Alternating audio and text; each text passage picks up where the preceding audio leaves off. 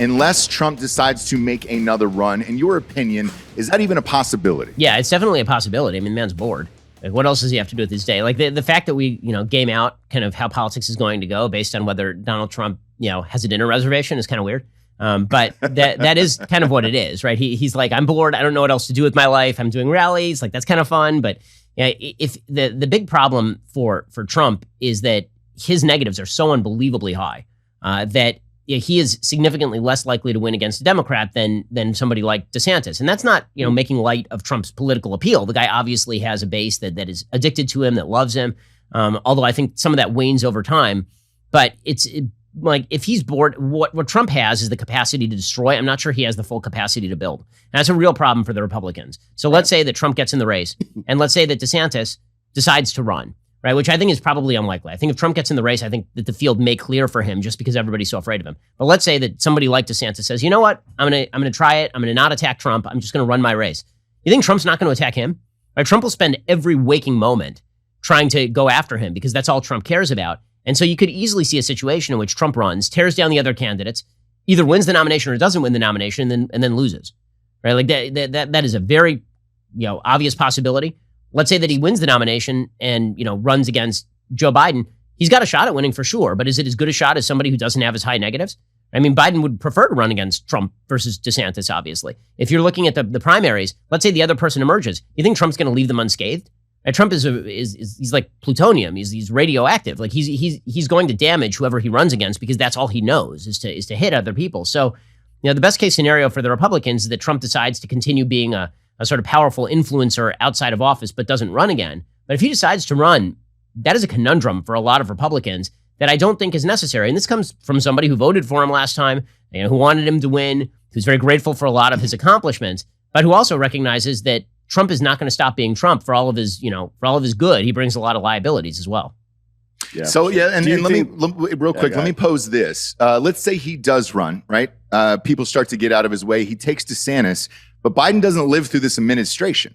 Who's the Democratic candidate that goes against him? Could Trump beat somebody other than Biden then? The only way they're going to be able to put Kamala Harris up front is if the only message from the entire, it'll be the negatives about whoever her opponent is, but the only message about her will be race and gender. That'll for sure, right? For sure. But she's too unlikable. She's a terrible, terrible candidate. She was the first person bounced out of the Democratic primary. Everybody forgets that shit. Yeah. You know what I mean? She was really unpopular. She's very bad at this. Like, Trump could beat her. I'm not pretending Trump couldn't beat her. I think that he very well could. But it's a tougher race than if it's, say, DeSantis versus Kamala Harris. There's always the curveball possibility that the Democrats look at Kamala Harris and they just panic. And they hit the panic button and their first call is to Michelle Obama.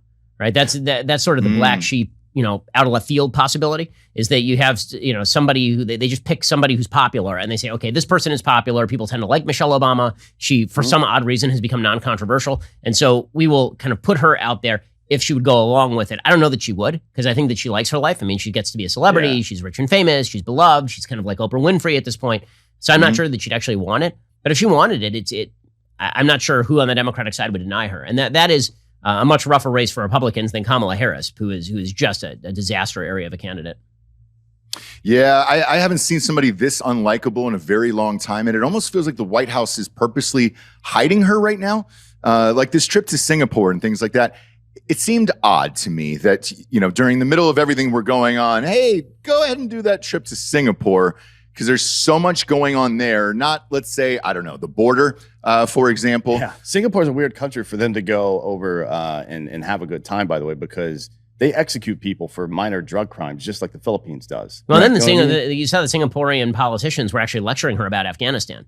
Yeah, right? Like, everybody's lecturing them about Afghanistan. Yeah, exactly. Like she's really bad at this. I think that Biden picked her in the misbegotten notion that he needed to do so to shore up black support, which is crazy because he had just done really well with black voters in the primaries. But he caved to his woke base and picked her, and now they're stuck with her, and that's a real problem. So that's why, for all the talk about Biden being senile, which may be true, and him being somnambulant, like a sleepwalker, that is certainly true. But they may not have a choice but to run him as long as he's breathing come 2024, because you can't let Kamala be at the top of your ticket. You just can't. Right. I mean, unless somebody else emerges. Look, there's going to be, like you said, it's all reactionary at this point. 2020 or 2022 is going to be rough for Democrats. They're going to lose the House.